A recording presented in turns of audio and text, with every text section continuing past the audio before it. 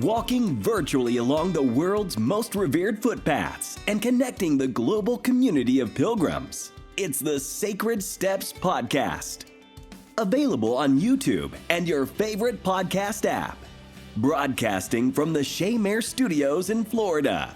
Here's your host, pilgrim backpacker and author, Kevin Donahue.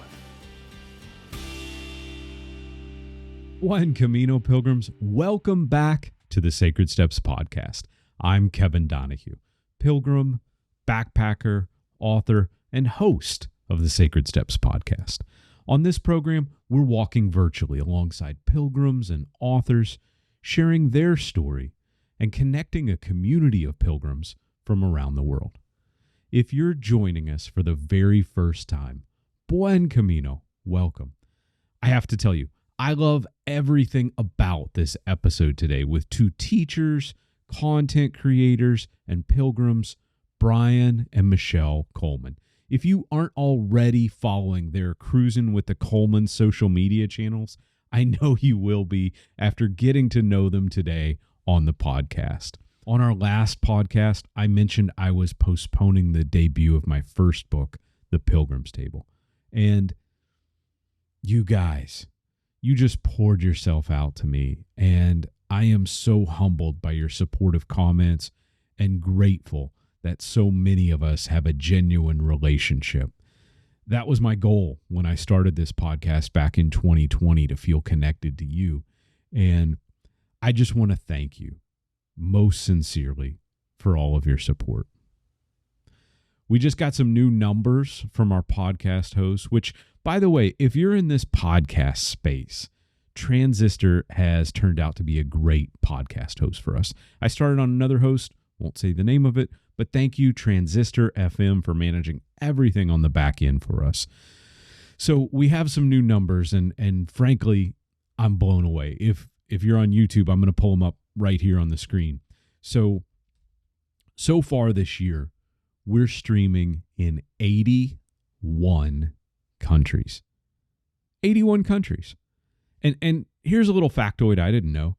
There are 67 countries in the world where English is the primary language, meaning there are at least 14 countries, maybe just 14 people, I don't know, but 14 countries that are streaming today's podcast in their second or maybe even their third language.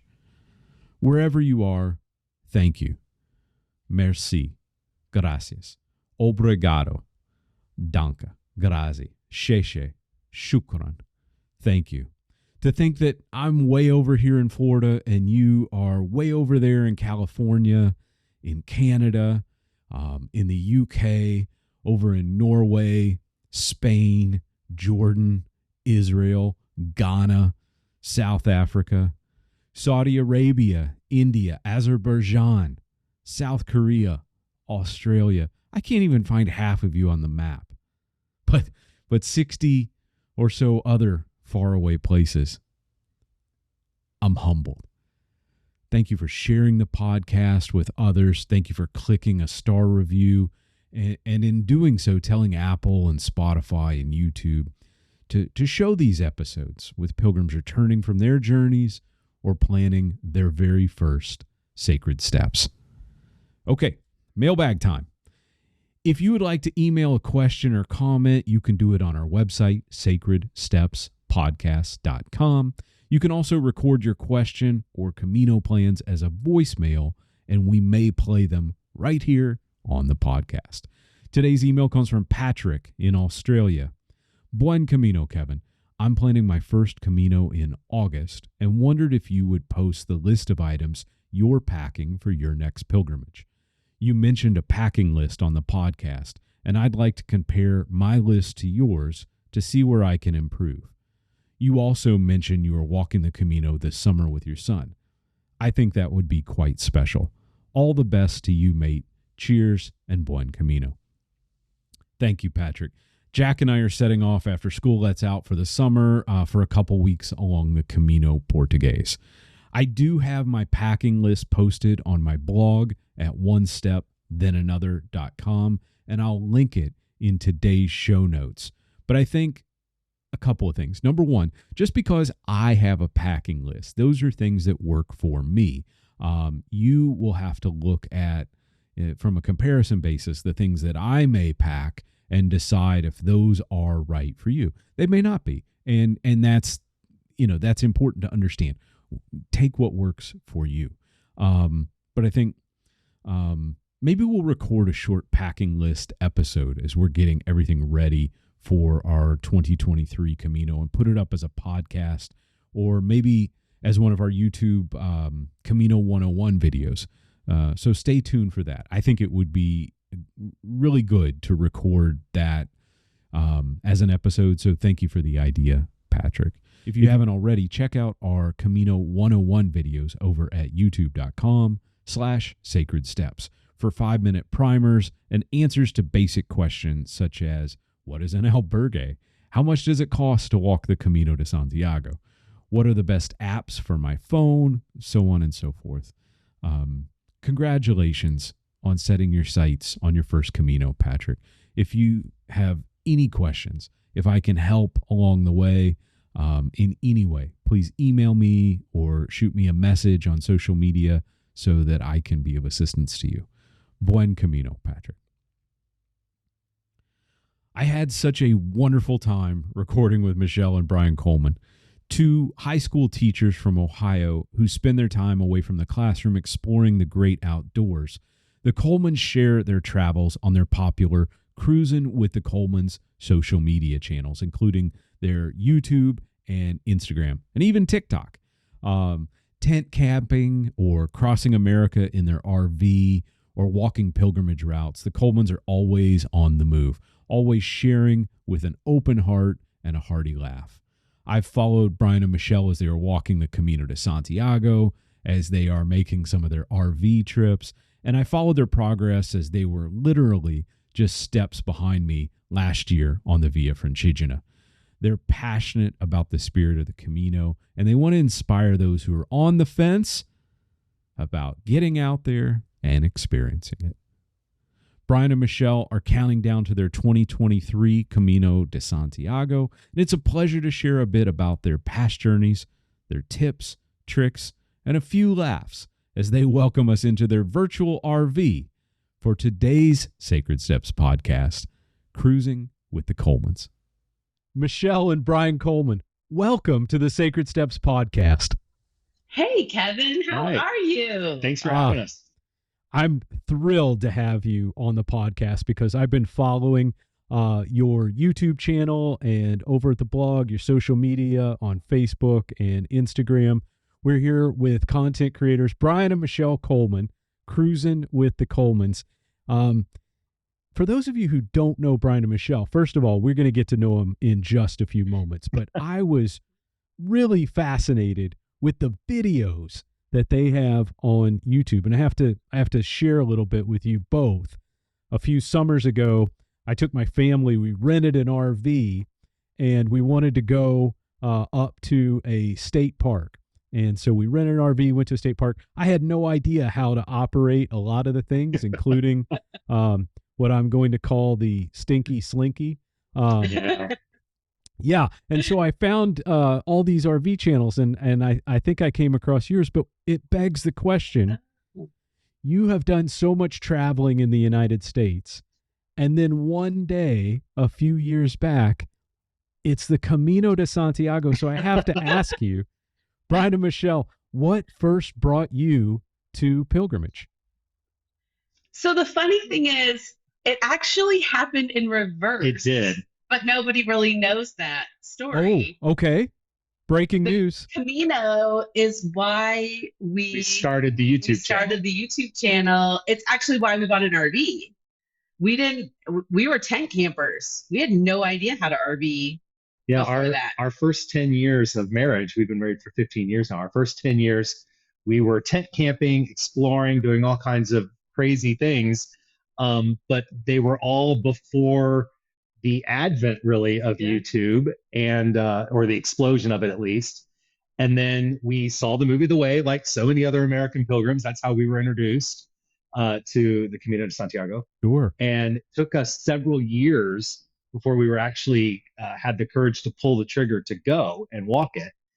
And, every night you get into your bed and you're just laying there too tired to do anything. And we didn't have YouTube then, so we had nothing to keep our mind occupied. And we started searching the internet for RVs. Well, actually, I'll admit to this. I was not sleeping well every night because there's a whole bunch of noise, as you know, going on in different albergues, whether you're in a private room or not.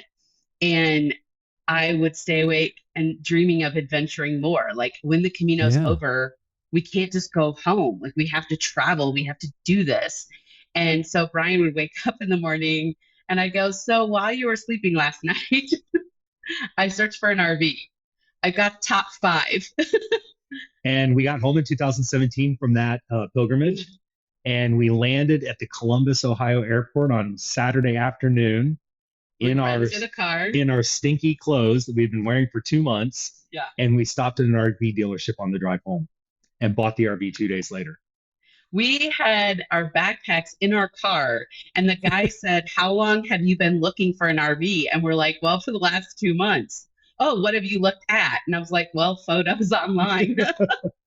And so we tried to give him a little condensed version of what we were doing. And he thought we were insane. And I'm kidding. I kid you not when I tell you, he went back to the grill and was grilling burgers for like customers and had no interest in helping us.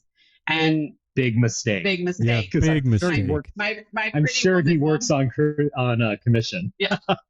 My pretty woman moment. Big mistake, honey. Big mistake. We found another place that sold us an RV. And 5 years later, here we are RVing and going back to the Camino again and again. And we started our YouTube channel in 2019 on the way to basically our second Camino, which was back on the caminofrances. We walked León to Santiago. And then that same summer, we also did Lisbon to Santiago on the Camino Portuguese. Which we hear you're doing. Yeah, I definitely want to dig in a little bit to the backstory on the RV, including how it got its name. Don't tell me just yet. Okay. Oh, okay. I want to get into that. But I'm really interested because the two of you had been married for a while, and you're spend summers and anytime you can get doing adventures and hiking and exploring. What prompted you, besides the movie, to choose the Camino Frances in 2017? You saw the movie and then you said, that's what we're going to do next. Yeah. So for my 40th birthday, we both did the Via Francigena to honor our 50th birthday. But for my 40th birthday, we backpacked 5 days on the Appalachian Trail.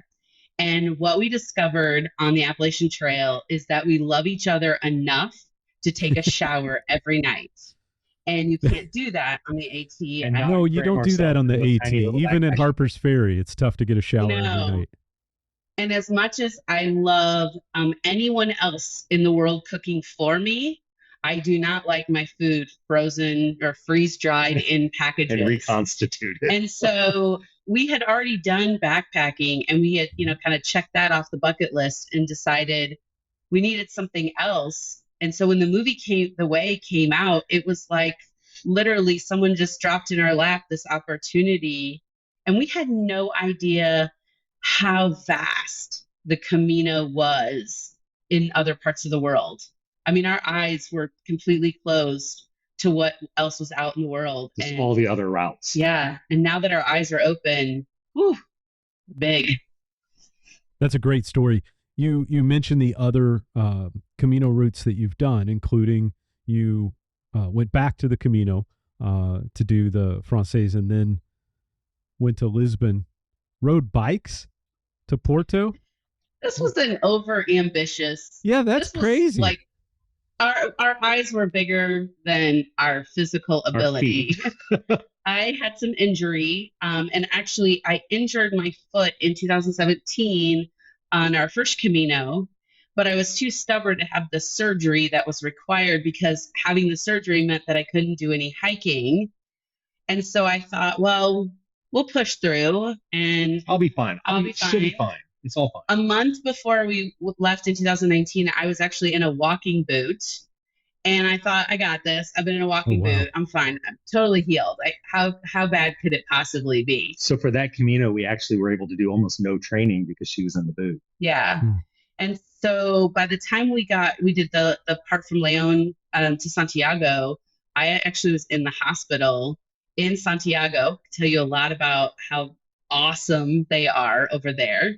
And she said to me, "Why are you trying?" Or what did she say? You're on vacation. You're on holiday. Why are you trying to kill yourself? Yeah. She's like, take a break, ride a bike, go be on holiday.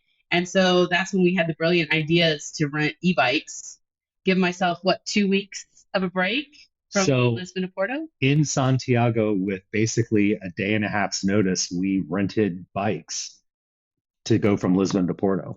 Yeah, it was a huge change. And we're spreadsheeters. So I didn't know what to do with. I take that to mean you're obsessive planning and you're very detailed and meticulous. We are teachers, yes. We plan out everything. And we like our advanced room reservations on our pilgrimages. I always say that we can fight at home for free. And when I'm tired and I'm hungry, I certainly don't want to have to think about where we're going to sleep. Because that's when, when you're hiking with someone, that's when you get into a little tiff. And we're not racing anybody for a bed. No, not at all. So you went, as you said, from Lisbon to Porto, and then walk the Camino Portuguese route, which is a route I did in 2019. And as you mentioned, I'll be doing again this summer with my son Jack for my 50th and Jack's 14th, which will be great because I'll get to see the Camino through his eyes as a young man. What I'm looking forward to is seeing him in the other side of the screen for his podcast interview. Yeah. We've actually talked about that. Jack has a couple times. He said, "Okay, I'm ready to do it, Dad. I'm ready to do it." But if you had an opportunity to catch the live stream that we did in early February, Jack actually joined on that live stream. So hopefully we'll be able to do a little Camino 101 with Jack very soon. So I think if we don't get it, we don't get a full episode, maybe we'll get like some segments while we're on the road. So, and what about, are you going to do the coastal route with them or central? What are you going to do? Yeah. Now let's be honest. Nobody wants to hear me talk on the podcast. They want to hear you. Okay. But since you asked, Michelle, I'll indulge you. So we're going from Porto, and then we'll go to do the Cinda Littoral and walk for a couple days along the coast and the boardwalks in Portugal, and then we'll cut over to the central route and go up through Rates and on up through Balinka and Tui and Redondola and so on and so forth. So I'm looking forward to that. That was I actually got to experience my birthday on the Camino in 2019 and then met my family in Santiago de Compostela. So it'll be nice to reconnect with some people I met along the way and some people I've been fortunate enough to meet through the podcast. So looking forward to it. That'll be fun. The big news, you all are going back to the Camino again. Wait, we are? What? Oh my gosh, I cannot believe that this was a decision made a few weeks ago, or Brian came home from work and I said, we had a trip planned for next summer. We were going to be RVing in Canada. We were going up to Nova Scotia, Prince Edward Island. Now hold on. Don't make people think we don't like Canada. We love some Canada. Very close. But our hearts weren't into it. We have to go back. So you're headed back to the Camino. Well, I come home from dinner and Michelle says, "We're eating dinner at the table tonight." And I thought, is she about to kick me out? What's going on? I mean, we're empty nesters. We don't eat at the table very often. But she said over dinner, she said, "I think I want to go back to Spain." And I said, "Okay, let's go." And by the end of the night that night, I think we had maybe 8 or 10 nights worth of reservations made. No, but the biggest news of all is so we're doing the caminofrances again, which is very exciting.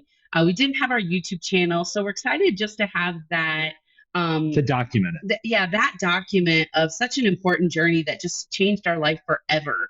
So for us, we want to have that journey documented and talk about how much it's changed us. But what's the biggest news of all what we're doing after our Camino? Well, we are going to do from Santiago, we're going to Muxia. We're walking to Muxia and then walking on to Finisterre. And then we're renting a car and we're going to be doing some tourist time in southern Spain, which is awesome. You're driving. Wow. I mean, like, let's just make sure, don't downplay this. We're driving from Santiago. We're going to go through Portugal because we love Portugal so much. And it's the fastest route. And we've got to go to where are we having dinner? Tudo Alchimoios. There it is. The restaurant is Tudo Alchimoios. It's just south of Porto. Best meal we ever had in Portugal. One of the best restaurant meals I've ever had in my life, honestly. We got to go and say hi to George and spend 4 hours having dinner with him. But we're driving, and we're going to drive down to Seville and like Granada and all of that. And we found out in order to get an international driver's license, all we had to do is pay $20. And that's true. And you got to go to AAA. Yeah, you got to go to AAA. Yeah. And you got to take like some of those little pictures, or they'll take them for you. And then $20, here's your international driver's license, and off you go. And people are going to let us drive. Now, here's the thing. They can let me drive because I drive stick. I don't. But he doesn't. So I already told him I want the phone mount for the GoPro, the car phone mount for the GoPro, because someone has to watch this happen. Yeah. I think it's going to be good practice for our stint on the Amazing Race someday. I love it. I love it. What a great show. Our guest on the podcast are Brian and Michelle Coleman. You know them as Cruisin with the Colemans. We have had the opportunity to find some things in common, not only the Camino de Santiago and our passion for apparently hiking the Appalachian Trail for at least 3 days, maybe 5, before we end up divorced. But the two of you also did a rather ambitious walk on the Via Francigena, and I want to go back to your time on the Via Francigena. Tell us a little bit about your experiences there, and then afterwards, I want to talk a little bit about Via Francigena versus the Camino, because I certainly had some unique perspectives on how those two contrast. Well, I was going to say, the first thing we did was stalk you because you were a month ahead of us. So we were kind of hoping for that good weather that you had at times. Gorgeous and hot. Yeah. Yeah, it was not as hot as you had. No, but the Via Francigena was the hardest, most amazing, most epic, hottest thing we've ever done. Absolutely. And hands down, I can, spoiler alert, the biggest difference between the two routes is that the food in Italy cannot be beat. Oh, I mean, there was not a bocadillo to be found on the Via Francigena. I know, I looked. Oh, but the pasta, they feed you so well on the Via Francigena. I think for 2 months, I had pasta or pizza every single day, and some days I had both. Yeah. That's professional, professional eating there, Brian. I've been training my entire life for that. I mean, honestly, pasta and pizza is now a regular on our menu because we just can't get rid of it. We brought the recipes home. So we did. They're authentic. So you also spent some time just being and experiencing Italian culture while you were in Italy. You made some videos that you can find on the Cruisin with the Colemans channel over on YouTube, which we'll link below in the show notes if you're headed to Italy anytime soon. Brian and Michelle have some great tips for you while you're there. But I noticed as you were walking how much you were making your videos as you went, and I noticed how much you were experiencing and commenting on the countryside as you would go, and the topography and the sights. And I'm wondering if you have any favorite memories from walking in the countryside in Italy. Switzerland, hands down, the most amazing landscape there is. And it reminded me a lot of the Camino because we have, that was the time where we heard a lot of the cowbells, sheep bells. Hmm. And it's crazy how you're climbing the Swiss Alps, and you got to just let that sink in for a minute. When I turned 50, climbed the Swiss Alps. Like, just saying that out loud is powerful. But the scenery was so beautiful that your mind was occupied all the time with just looking around. And there were a lot of times where, like, turn around, like, we have to look what's behind us, because holy Yeah. cow, we just did that. I think if you were going to go back to our channel and look at one video and you could only watch one, I would go to the one that was the day we walked into the Great St. Bernard Pass, because the sights and the wildflowers, and like, it was just stunning. And then finishing that day hiking up the icy, snowy bank up that giant hill, and I'm in I was sandals. gonna say, and what are you wearing, Brian? I always hike in sandals with no socks. So yeah, through the snow and ice in those sandals, and then getting up there to the top, and then of course getting into the monastery, and our room was on the 4th floor. And what did you say to them when we got there? Oh, the priest who met, or the monk, I'm not sure what he was, He was a monk, met yeah. us.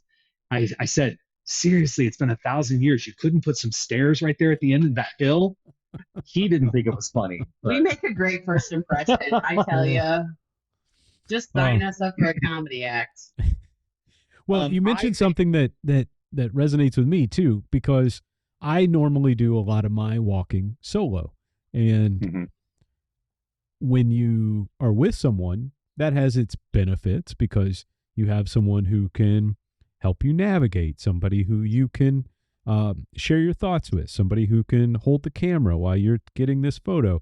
And you also have someone who, the more you walk with them, the more you notice the little things, or the way their shoes make this sound, and it can be challenging to be with someone all the time.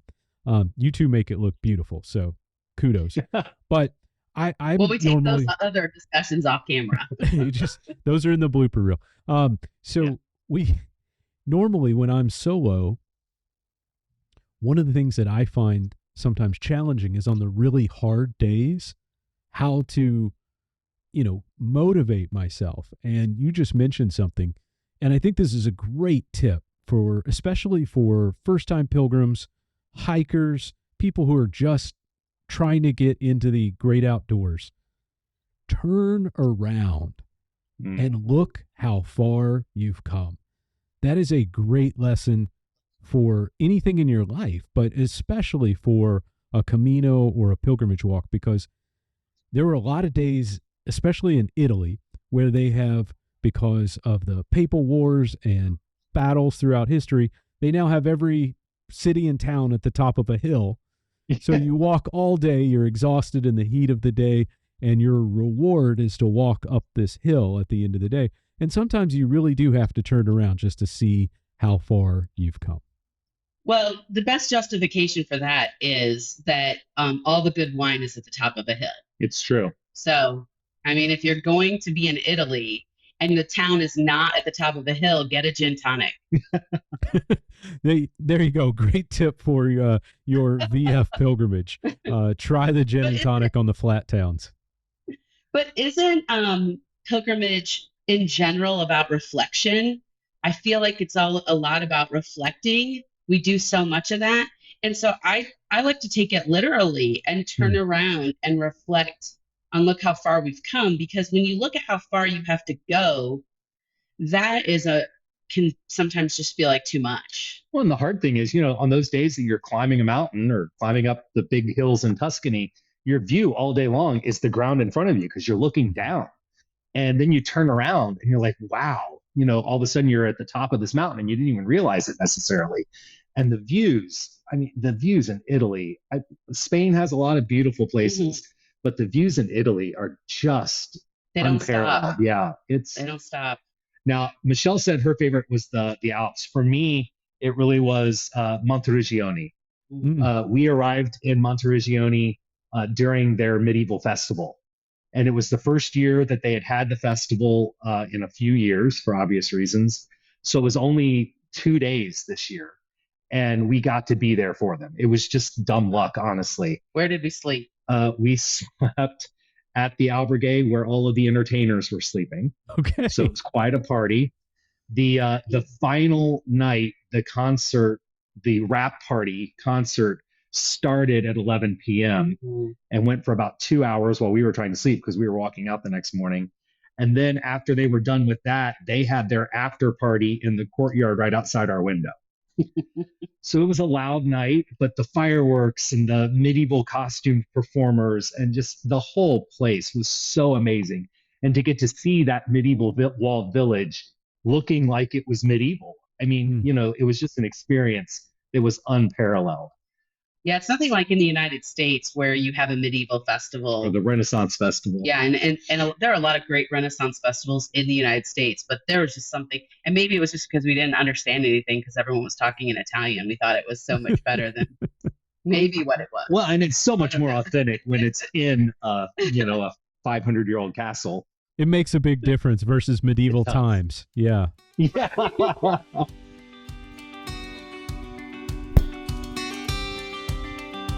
Are you planning a walking pilgrimage?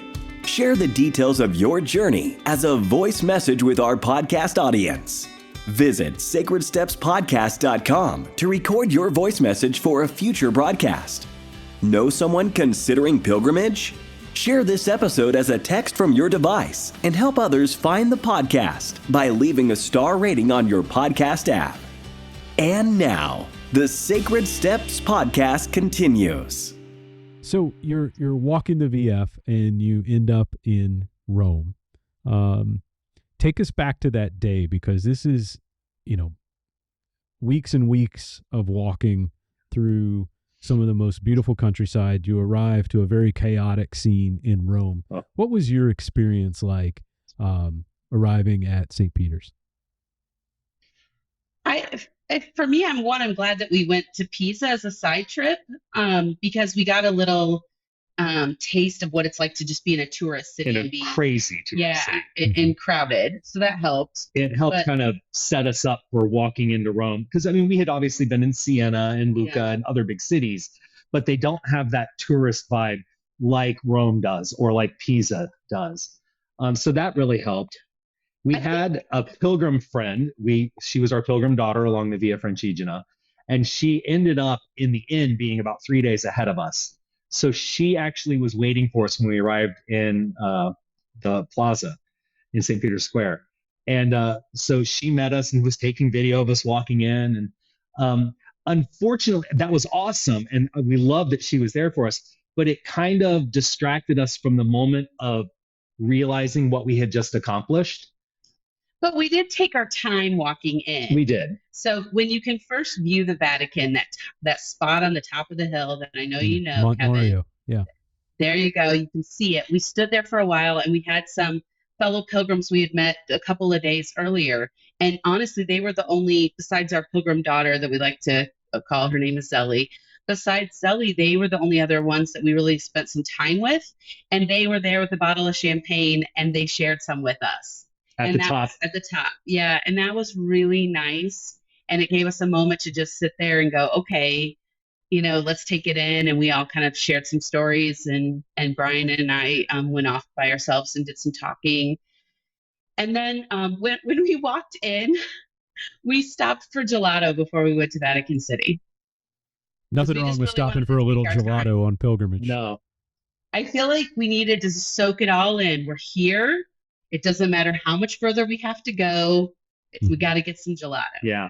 But then we got into St. Peter's Square and, took some video, took the shot, the jumping up and down with our arms in the air with our backpacks on, which although I didn't jump very high at that point. And Zelly had brought a bottle of Prosecco with her to celebrate us arriving. So we kind of go sit over in the shade in the portico, and I pop open the bottle of champagne. And somebody says, "Oh, is it your birthday?" And we're like, "No, we're celebrating that we got here. We just walked here." And he went, "From your hotel?"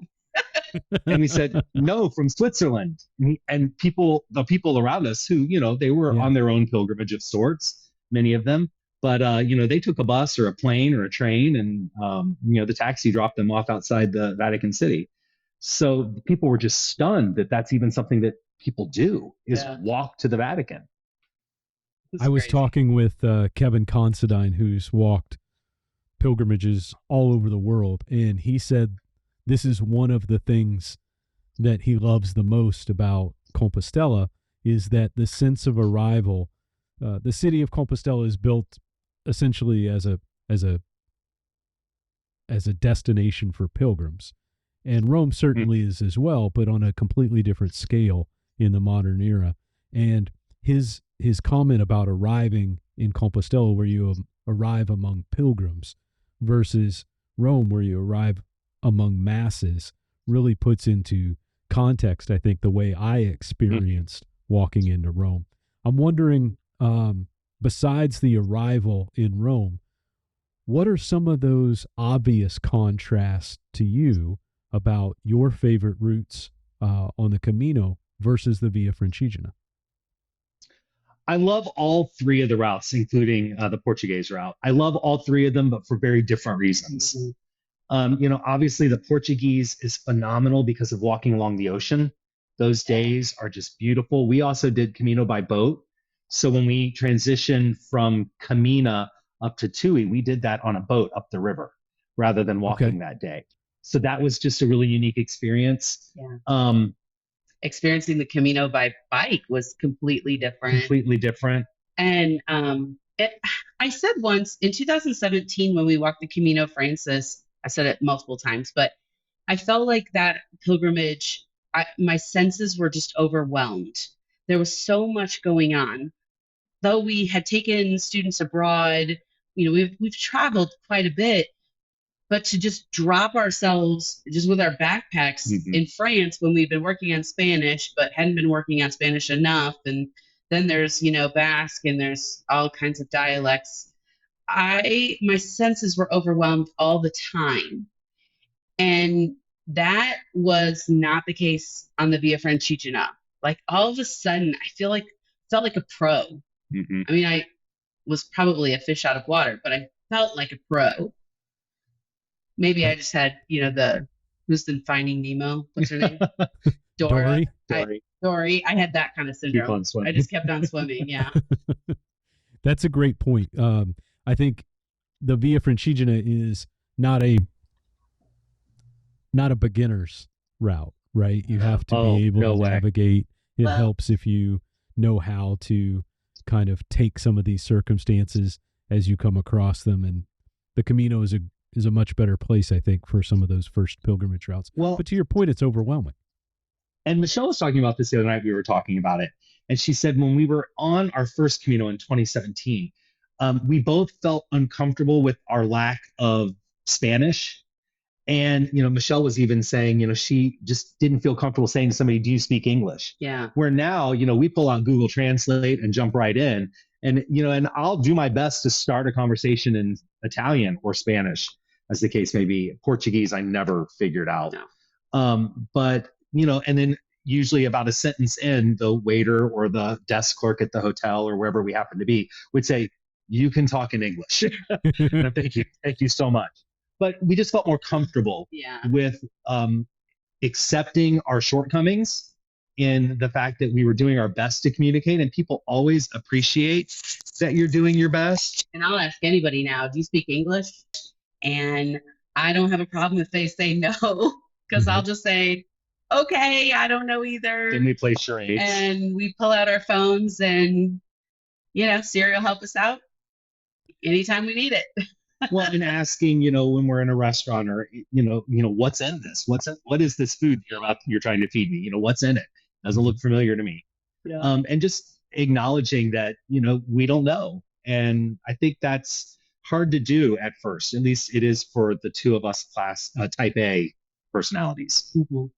Yeah, it's a great point. I'm a big planner myself. I like to research all the little unnecessary details of things. My wife gives me a hard time. When we were adopting my son, she said, I think you're the only future dad that knows like the tensile strength of each diaper brand. And I was like, to be honest with you, everyone should know the tensile strength of their preferred diaper brand because it makes a big difference. But the type A's among us rejoice. So I know you did a lot of researching. So let's talk about some of your favorites, because I've been itching to talk about some of mine as well. Do you have a preferred backpack that you use for all of your pilgrimage walks, or Oh do man, you go to and fro as to the backpack du jour? Michelle, how many pairs of shoes have you tried on? He was asking about backpacks. Um, we can talk about shoes later because we can talk about those sandals that he wears. But the first Camino, I took a backpack that was way too big and was ugly. And I think that if you only have two outfits in a backpack, you better like everything that you have and think it's cute or whatever you guys want to say. But it needs to be something that you just are happy with. So I have a backpack that I'm happy with. Brian? Our first three trips, I used a Osprey 48-liter backpack, and I loved it. But by the end of the Via Francigena, it probably could have walked its own Camino at that point. It wasn't allowed to come home. I was like, there was one day I was like, all my clothes are clean. I'm clean. What is that smell? And then I realized it was the backpack. So that night I took it in the shower with me, and it did not help. So that backpack actually stayed in Rome. It did not leave Rome. And I now have a brand new Osprey backpack, but I've downgraded it to a 38-liter. Which you didn't carry 48 liters. Let's all No, I did not. We're all about keeping things to a reasonable weight. You didn't carry the brain of the 48-liter backpack. Yeah. But unfortunately, I did carry more weight than I need to, because I'm carrying camera gear, which I don't carry a lot of camera gear. We are not super fancy in our video shooting. We use a GoPro and our phones. And then I did carry a portable keyboard for typing, and I carried an iPad for editing, because I don't know, my 50-year-old eyes can't edit on that phone screen anymore. It was well worth carrying the iPad for editing, honestly. I think you have to have a backpack that you can wear all the time, anywhere you go, no matter what you're doing. We train with our backpack. We were actually just out for a hike on Sunday, and we hiked 8 miles, and we both had our backpacks full of, beans because dried beans are great for training. And I threw in a bunch of sweatshirts. We have a little scale, so we weighed our backpacks so we know what our starting training weight is. And I was comfortable. By the end, I was just as comfortable as I was in the beginning. And I think that's critical. When I had a bad backpack before, my hips would hurt. My back would ache. And you just don't want to have that. You just don't want to have any of those aches and pains. You'll have plenty of those at the end of the day without a backpack hurting you. Especially when you get to my age, there's plenty of aches and pains to go around. But, getting proper fitment is important. Finding a backpack that you love, that travels the way you want to travel. I carry, people think it's about the right size. Some people think it's too small. It's a 34-liter, I think, Osprey Manta. It's gone to California and England and France and Italy and Portugal and Spain and all of my walks with me. But it works for me because I don't like anything to be in the hold baggage. I don't like anything that you have to check your bag. So the opportunity for me to always have everything with me just as a cabin bag, it's my one bag that I take, and that's it. And if it doesn't fit, I don't need it. But I've gotten really good at making sure the things that I do need fit. To your point, Brian, there's a couple of electronics and batteries and all of those good things that we love the most. You probably also had the unique challenge on the VF of needing warm weather clothes at the beginning, and then not needing them after the first few weeks. That's always a challenge because I have learned to dress in more layers, but clothes, the more layers you have, the more weight that it has. So I have sometimes been guilty of having racks and racks of clothes that I'm trying before I'm returning them. And testing out gear. My wife could tell you more about that as well. I feel like I'm on a confessional, but I swear I'm not a gear hoarder. To open the shoe. But we, as you go through, you find the things that really work. And for me, sometimes, if something costs $5 more, but it's going to work for me in 3 or 4 environments, I definitely will prefer to use the more flexible item. One thing I did find, and this was the first time on the Via Francigena, because it was so hot this summer in Italy, and you all bore the brunt of it a few weeks behind me.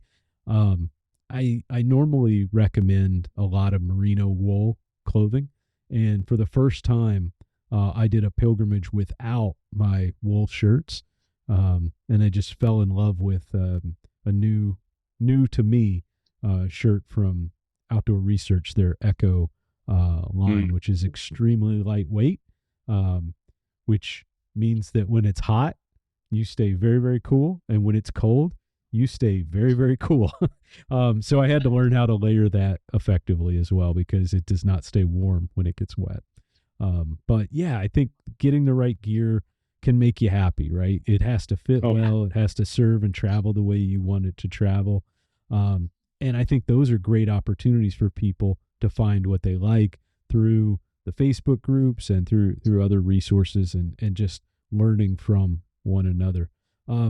Our guests today are Brian and Michelle Coleman from Cruisin with the Colemans. You know them from their YouTube channel, their social media on Facebook and Instagram, some of their reels over there as well. Make sure you catch those. We'll link all of those sites down below in the show notes, so you can click directly to those and begin following Michelle and Brian on their next adventure. The epic adventure will be the Camino de Santiago this summer, where you're going back. Now, where will you begin this next Camino journey? So we're going to do the whole thing. We're going to start in Saint-Jean-Pied-de-Port and spend just a rest day there. And we're going to walk not only to Santiago, but we're going to walk to Murcia, and then we're going to walk on to Finisterre. That's the plan. And I think that's an important thing that we've figured out early on, was to not say Santiago is the end. I think if we had walked in mentally thinking Santiago was the end, we would have never made it to Finisterre the first time. Because once you get there, you're like, I'm done. I'm not walking 3 more days. But we are going into it with the plan of we're not done until we get to that lighthouse. Yeah, and we're taking a detour by walking to Murcia. I want to do the whole thing. I want to say we've done it all, and I feel like there's a closure on this pilgrimage. I mean, the Camino may have other plans, but we have a 2024 plan that we're mulling over right now that will involve both. I mean, we're happy to share, but they'll involve both of our loves. Wow. I can't wait to see the RV going across France and I think there might be a rental involved in that. Yeah, well, exactly. You think you're going to use that international license on that big Betty? Yeah.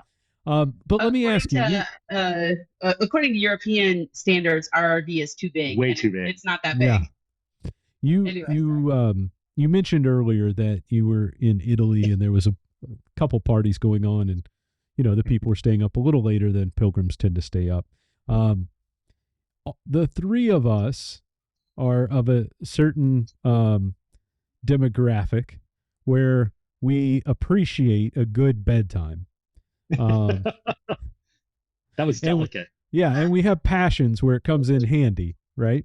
So let me ask you, do you have favorite cities on the Camino, favorite albergues where you like to stop, where you feel most at home, most comfortable, or that best suit the way you like to travel? On the caminofrances or in general? I think either, both, all. We tend to stay in private rooms. But we're stretching ourselves this trip.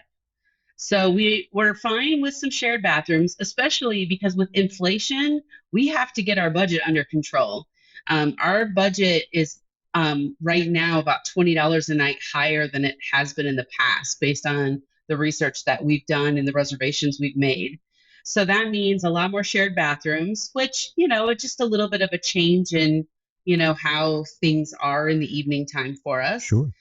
We've got a couple of bunk rooms, as long as there's only like 4 to 6. We've been really lucky and have had private rooms, or for the most part, private rooms. And honestly, a good night's sleep is critical. I can only handle one other person snoring, and I can smack him if he snores too loud.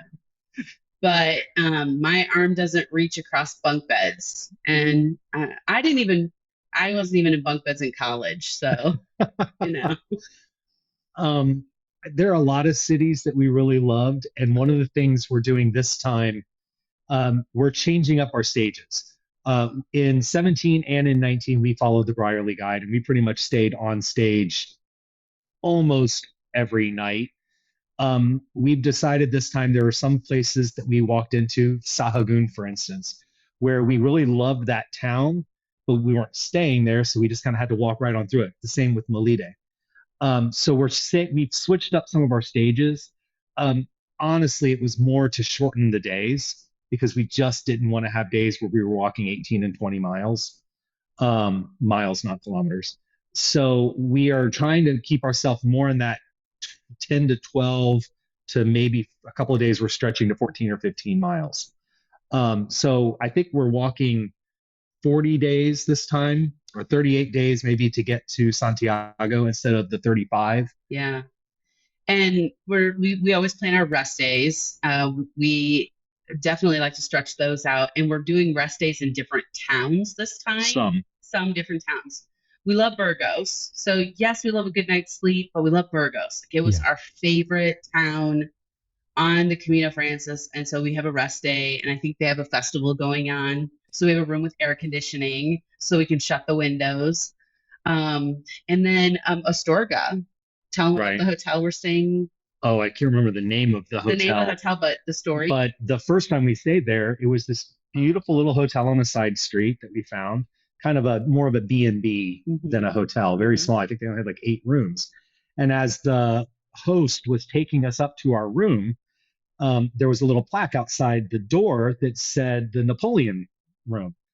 And I said, oh, look, we're in the Napoleon room. And she stopped and turned around and said, no, it's Napoleon's room. And it was the room that Napoleon lived in when he was in exile in Astorga. So like, it was just I'm like, well, I hope they've changed the mattresses since then.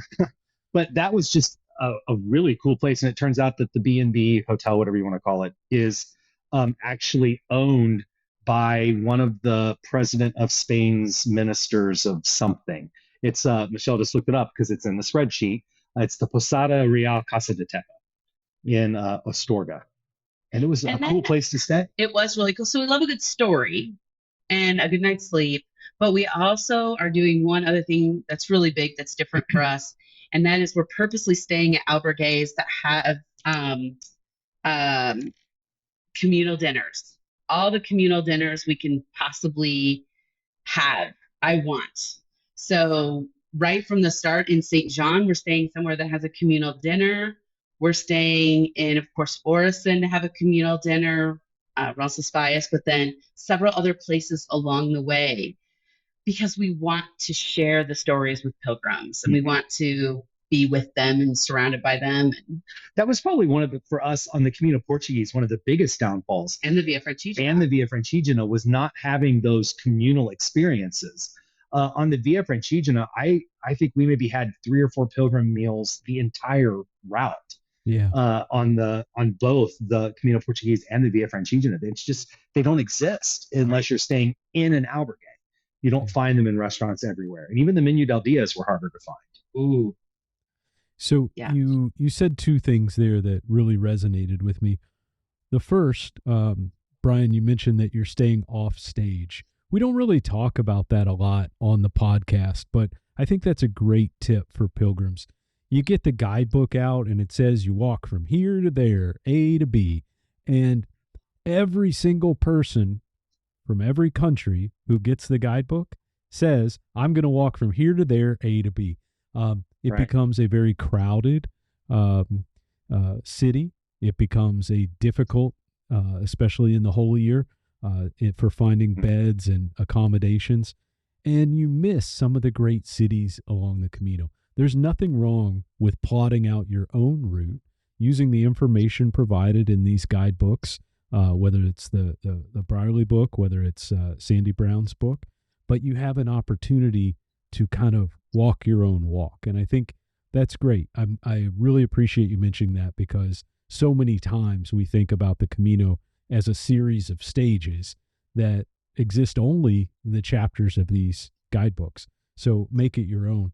And then, Michelle, you mentioned that you want to experience and share stories so much with other pilgrims, and to grow the relationships that you found on the Camino. I think one of the things that fascinates me about the two of you is how much you give of yourselves in your social media channels, because your whole purpose has really been to document the opportunities that are out there for people who are thinking, hey, I'm at a place in my life where I'd like to experience something different, and you make it accessible to people. Is that really the story behind the social media efforts, the Cruisin with the Colemans channel in particular? Absolutely. And I appreciate that you see that. That means a lot, because we don't hear that feedback a lot. And it is 100% a labor of love. We built this channel first and foremost so that our granddaughter would find us cool when we're long gone. So you gotta say the granddaughter is a front priority, but also because we want other people to stretch themselves, to see the world is more than just 50 states in the United States. There's so much more out there. And we experience that with Brian's students in particular, because we spend a lot more time with Brian's students than we do with mine. And a night out for them could be Applebee's, which is just a local, just a national chain for those who don't know.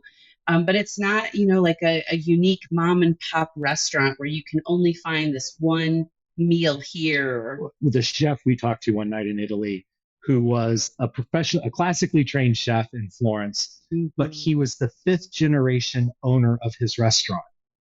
And he was taking a modern twist from his training, but using his great grandmother's recipes. And like that kind of an experience was just, we gotta you tell can't people. get it. And and he even said to us, because he came out to our table and sat down for a little bit because he wanted to know why there were Americans in the restaurant. And he even said, tell your American friends that we're here. Tell people to come and see us. We want to share what we do. And it's not because he was looking for more business. He wanted to share his food. He was not impressed with what we had ordered and said, I'm not bringing you that. I'll bring you better things. And just kept bringing us more and more food that night. It was amazing. That reminds me of in Portugal, meeting George, who we got to his restaurant before he opened. And I said, in typical pilgrim fashion. Yes, because it was the early hour of 5:30 p.m. Us Americans who eat far so too early early for dinner. Yeah. Far too early. And I said, I promise we don't want to eat anything right now. I just would like to sit down. Would it be okay if I sit down, because his restaurant was all outdoors? And he said, oh, no problem. I will get you something to drink. You are pilgrims. And we got to talking for a little bit. And he said, oh, you are not going to leave here until we close. I said, oh, no, we're pilgrims. We are leaving long before you close. And George was right. We stayed till the end, and we heard all the stories of his food. Every single dish has a story.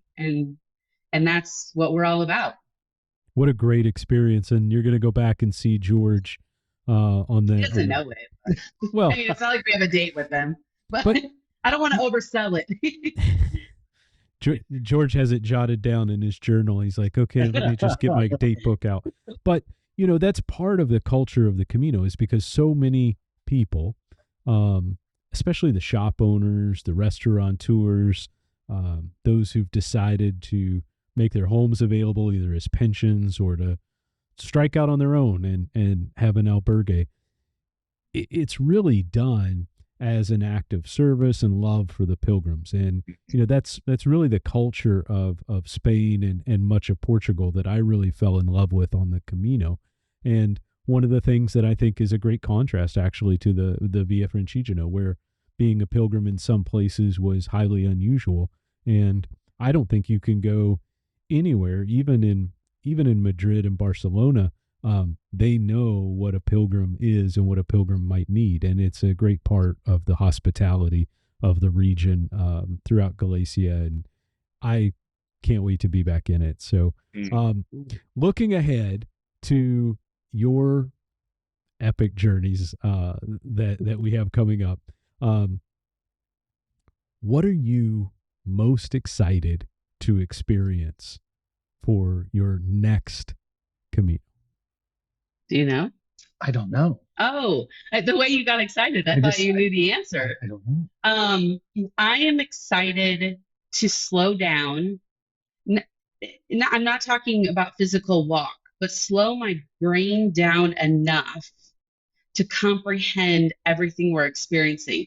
I was conscious about that on the Via Francigena, of just stopping and listening and looking around. And at the end of the day, taking note. I mean, that's what I was doing as Brian was making videos, is I let myself blog freely about whatever was on my mind. And some people were kind of like, you're all over the place. And I said, yeah, I know, that's where my brain is. I'm all over the place. And I let myself just write, because as somebody who's in academia, I'm always thinking about, my subject matter and getting a point out. And I needed to just write freely. And that's what I want on the caminofrances. I just want to be able to journal everything I'm experiencing as authentically as possible, and to have the conversations with people and get to know them on a different level than what I have before.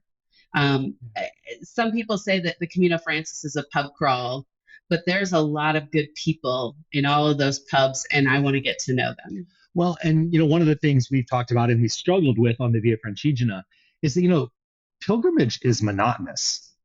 Every day you get up, you repack your bag, you get your coffee and your croissant or whatever you're eating, and then, you walk, and then you eat second breakfast, and then you walk, and then you eat, and then you complain about your feet, and then you complain that it's hot, and then you refill the water, and then you wash your clothes. And you ask yourself, why did we decide to do this? And it's the same thing every day, which is not great for a blog or for creating videos. So we really are looking to try to tell more stories. And I'm excited about that. Finding people, whether they're Americans or people from anywhere else that'll talk to us. And maybe trying to share some of their stories and some of their feelings about the pilgrimage itself, or just about the world. And I think ultimately the Camino, it is calling like 911. We have to go. And I don't know why, but there's an answer there. And maybe we don't know what it is yet. I'm sure we don't know what it is yet, but there's a reason we need to go back and do this, when it's so contrary to what we've been working on. When we turned 50, we did this whole year of 50. And we set 50 goals to celebrate 50 years on Earth. And then from that, we turned 51, and we created a bucket list of 52 items, because we're that ambitious. And so for one of those items to go back and do the caminofrances is, in my opinion, like counterintuitive. It's a bucket list. You've already done it. Why do you need to go back? I don't know why. I just know we are, and we have to. And we joke around and say, this time we're going to do it right. Of course, there's no right way to do it. But we're going to do it differently. I love that. I love that you said the Camino is about stories. It's about the people you meet and the place that you happen to be in, the headspace that you're in throughout the journey. My wife gave me a journal before I ever started these walks, and she said, write it down, every single word.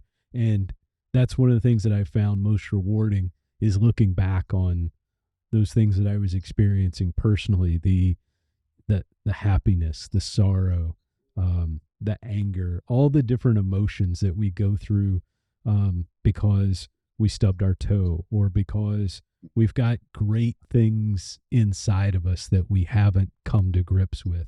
Whatever journey you happen to be on, there's a day and a place for that on the Camino. Now, in the brief time that we have left, I have to know the story of the RV, because it has a very special name, and I want to know what it is and how you chose it. So many people do name their rigs, and so we felt like we had to do that too.